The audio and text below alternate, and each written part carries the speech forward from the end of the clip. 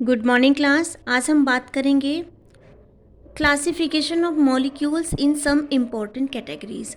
देखो बेटा, क्या होता है जब हमारे पास ढेर सारे मॉलिक्यूल्स आ जाते हैं तो हर मॉलिक्यूल्स का हम 3D स्ट्रक्चर बना के और उसमें सिमेट्री निकालेंगे तो उसमें हमें बहुत टाइम लग जाएगा। और एग्ज़ाम वगैरह में हमारे पास इतना टाइम नहीं होता है कि 10 मॉलिक्यूल दिए तो 10 मॉलिक्यूल का हम 3D स्ट्रक्चर बनाएं, फिर उसमें उस हर स्ट्रक्चर में जितने भी सिमेट्री एलिमेंट प्रेजेंट है उनको हम आइडेंटिफाई करें। तो उसके लिए आज हम आपको कुछ इम्पॉर्टेंस कैटेगरीज बताने जा रहे हैं। जैसे हम क्या करते हैं, हम मॉलिक्यूल्स को देखते हैं और मॉलिक्यूल्स में जैसे हमारे पास पिरामिडल या पिरामिडल लाइक जो स्ट्रक्चर होते हैं उनको हम सेपरेट कर लेते हैं। हम जो है प्लेनर लाइक स्ट्रक्चर जो होते हैं उनको सेपरेट कर सकते हैं। हम इक्लिप्स स्ट्रक्चर को सेपरेट कर सकते हैं। हम स्टैगर्ड स्ट्रक्चर को सेपरेट कर सकते हैं। ठीक है। और जितने भी मॉलिक्यूल जैसे आपका पिरामिडल या पिरामिडल लाइक जो मॉलिक्यूल्स होते हैं उनमें जो सिमेट्री होगी वो क्या होगी, आइडेंटिटी। फिर उसके बाद क्या हो जाएगा, एक्सेस ऑफ सिमेट्री और प्लेन ऑफ सिमेट्री। बस इतनी ही 3 सिमेट्री इसमें पिरामिडल या पिरामिडल लाइक मॉलिक्यूल्स में प्रेजेंट होती है। तो अगर हम मॉलिक्यूल्स को देख के पहचान जाते हैं कि ये जो मॉलिक्यूल्स है ये या तो पिरामिडल शेप का होगा या फिर पिरामिडल लाइक शेप का होगा, तो उसमें हमें सिर्फ यही 3 सिमेट्री होगी और ये हम एक्सेस ऑफ सिमेट्री के बिहाफ पे आसानी से इसको लिख सकते हैं। ऐसे ही बेटा जैसे आपका हम बोले प्लेनर लाइक मॉलिक्यूल, अब उसमें कौन कौन से सिमेट्री एलिमेंट्स होते हैं, आइडेंटिटी होती है, एक्सेस ऑफ सिमेट्री होती है और ये परपेंडिकुलर भी axes of subsidiary axes of symmetry भी इसमें प्रेजेंट होती है, improper axes of symmetry present होती है और जो प्लेन ऑफ सिमेट्री होती है उसमें वर्टिकल, डायहेड्रल और हॉरिजॉन्टल प्लेन ऑफ सिमेट्री भी प्रेजेंट होती है। और प्लेनर में आपका क्या होता है, प्लेनर में आपका सेंटर ऑफ सिमेट्री भी प्रेजेंट होता है। डिपेंड्स अपॉन वो number of molecule, number of N. Okay. ऐसे ही अब प्लेनर के अलावा हमने कुछ और स्टैगर्ड और स्टैगर्ड लाइक मॉलिक्यूल को भी हमने सेपरेट कैटेगराइज कर लिया है। तो 3 कैटेगरी हमने बनाई है। इन तीनों कैटेगरी में मॉलिक्यूल्स को छांट लो पहले। छांटने के बाद अगर वो आपका स्टैगर्ड या स्टैगर्ड लाइक मॉलिक्यूल है तो उनमें सिर्फ इतनी ही सिमेट्री होगी। ठीक है, उनका बस एक्सेस ऑफ सिमेट्री हमें पता चल जाए तो हम आसानी से उनकी सारी सिमेट्री लिख सकते हैं। ऐसे प्लेनर में बस हम एक्सेस ऑफ सिमेट्री देख लेंगे, उसके बाद ये सारी की सारी सिमेट्री हम लिखते चले जाएंगे। सेम ऐसे ही हम पिरामिडल या पिरामिडल लाइक मॉलिक्यूल्स को सेपरेट आउट कर लें और आसानी से इतनी सिमेट्री हम उसमें डाल सकते हैं। तो आइए हम 1 बाय 1 करके इसको समझते हैं। तो सबसे पहला क्लासिफिकेशन हमने किया pyramidal and pyramidal like molecules. इसमें जो सिमेट्री एलिमेंट होते हैं वो होते हैं आइडेंटिटी। आइडेंटिटी बेटा हर एक मॉलिक्यूल में प्रेजेंट होती है। एक्सेस ऑफ सिमेट्री, फिर plane of symmetry. Plane of symmetry भी इसमें क्या होगा, वर्टिकल्स होगा, क्योंकि ये पिरामिडल है इसलिए हॉरिजॉन्टल प्लेन ऑफ सिमेट्री इसमें प्रेजेंट नहीं हो सकती। जैसे अमोनिया है, ये पिरामिडल शेप है, तो इसमें मैंने अपनी पिछले वीडियो में बताया है। यहाँ मैं आपको सिमेट्री एलिमेंट बताने नहीं जा रही हूँ, बस उसमें बता रही हूँ कि कौन कौन से सिमेट्री एलिमेंट्स इसमें प्रेजेंट होंगे। कैसे सिमेट्री एलिमेंट देखते हैं हम, वो हम हमारे पिछले वीडियो में आप लोग देखिएगा। तो इसमें क्या है, आइडेंटिटी तो प्रेजेंट होगी, यहाँ से डालेंगे तो C3 एक्सेस होगी और एक प्लेन ऑफ सिमेट्री, एक प्लेन ऑफ सिमेट्री इन दोनों हाइड्रोजन के बीच से जाएगा, एक प्लेन ऑफ सिमेट्री इन दोनों हाइड्रोजन के बीच से जाएगा और एक प्लेन ऑफ सिमेट्री इन दोनों हाइड्रोजन के बीच से जाएगा। तो 3 प्लेन ऑफ सिमेट्री प्रेजेंट होगी। जैसे अमोनिया पिरामिडल शेप बनाता है वैसे वाटर भी देखो पिरामिडल लाइक शेप बनाता है। ओके बच्चा, यहाँ से हम एक्सेस डालेंगे तो C2 एक्सेस हमको मिलेगा। एक प्लेन हम इधर से डाल सकते हैं और एक प्लेन हम यहाँ से बाइसेक्ट कर सकते हैं। तो हमें क्या मिलेगा, identity, C2 access of symmetry और 2 प्लेन ऑफ सिमेट्री। सेम ऐसे CH2 Cl2 में भी मिलेगा। ये Cl है, ये दोनों हाइड्रोजन प्लेन में है, ये अब द प्लेन है, ये बिलो द प्लेन है। अब होता क्या है बेटा, आइडेंटिटी प्रेजेंट होगी, यहाँ से C2 एक्सेस डालेंगे तो ये इसको रिप्लेस करेगा और ये इसको रिप्लेस करेगा, ऐसे ही ये इसको रिप्लेस करेगा और ये इसको रिप्लेस करेगा। तो इसमें टोटल 2 एक्सेस ऑफ सिमेट्री और 2 प्लेन ऑफ सिमेट्री प्रेजेंट होगी। और भी मॉलिक्यूल्स की बात करें अगर, तो जैसे आपका टी शेप्ड मॉलिक्यूल है, ये भी किस में आएंगे, पिरामिडल या पिरामिडल लाइक स्ट्रक्चर होंगे ये सब।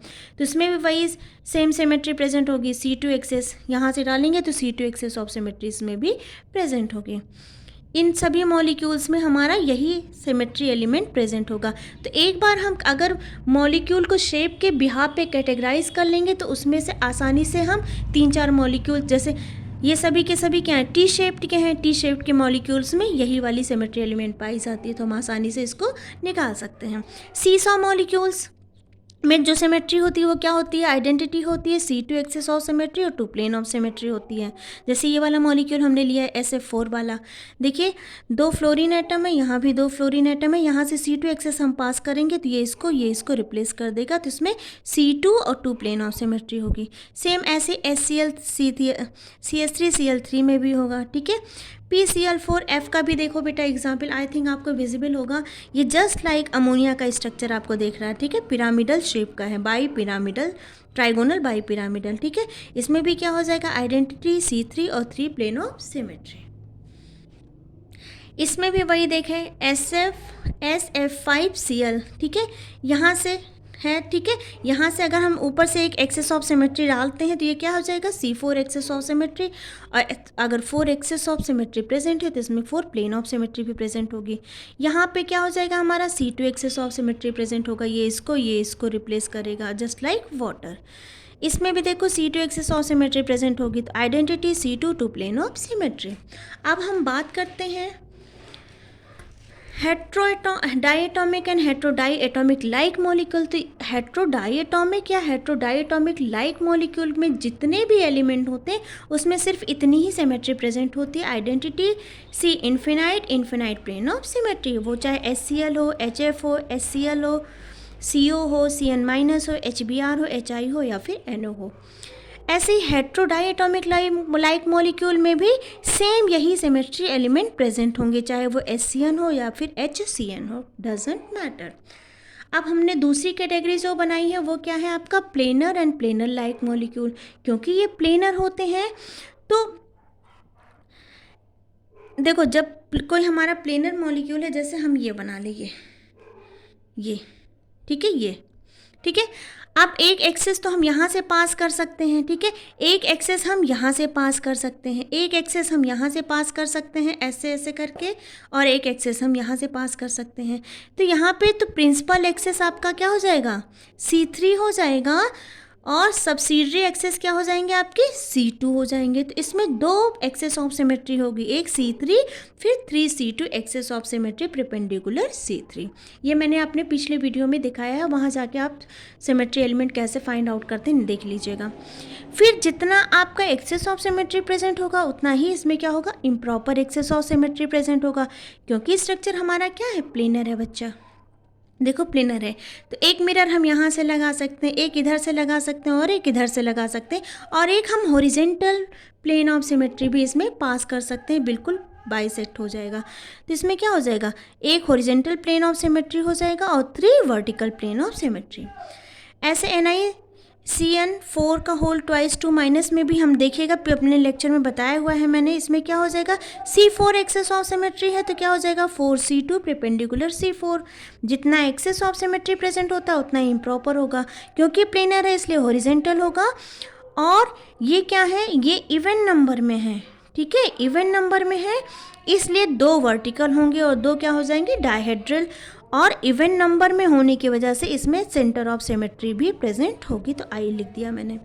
बेंजीन में देखो C6 access of symmetry present होगी, बस एक हमको पता चल जाए एक्सेस ऑफ सिमेट्री तो हम उसके बिहाफ पे लिख सकते हैं, identity C6 6C2 perpendicular C6, फिर S6 इम्प्रॉपर एक्सेस, फिर क्या हो जाएगा, हॉरिजेंटल, ठीक है, प्लेन ऑफ सिमेट्री, फिर इसके बाद 3 वर्टिकल और 3 डायहेड्रल और आइडेंटिटी।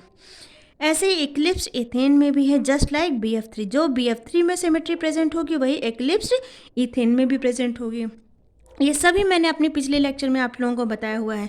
क्रोमोसिन में क्या होगा, जस्ट लाइक बेंजीन, क्योंकि क्रोमोसिन में जो N का नंबर होता है वो कितना होता है, 6 होता है, जैसे हमने बेंजीन का यहाँ लिखा है ये वाला, वही सेम सिमेट्री इसमें भी होगा, इक्लिप्स क्रोमोसिन में भी होगा। अब आइए बात करते हैं इस इक्लिप्स्ड यूरोसिन, इसमें कितने होते हैं, 8 कॉर्नर्स होते हैं, बस C8 हो जाएगा। उसके बाद जो सेंटर ऑफ सिमेट्री प्रेजेंट होती है प्लेनर मॉलिक्यूल्स में वो सारे के सारे इसमें प्रेजेंट होंगे।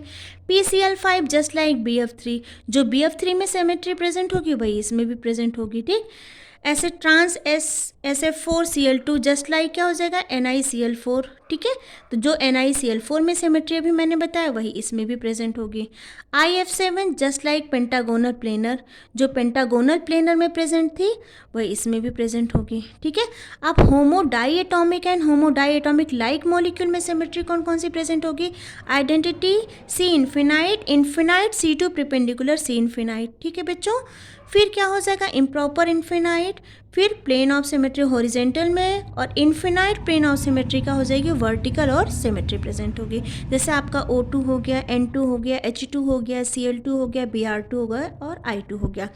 अब होमो डाईएटॉमिक लाइक मॉलिक्यूल जैसे आपका हो गया CO2, CS2 या फिर H2C2, ठीक। अब तीसरी कैटेगरी हमने क्या बताई हुई थी, staggered and staggered like molecule.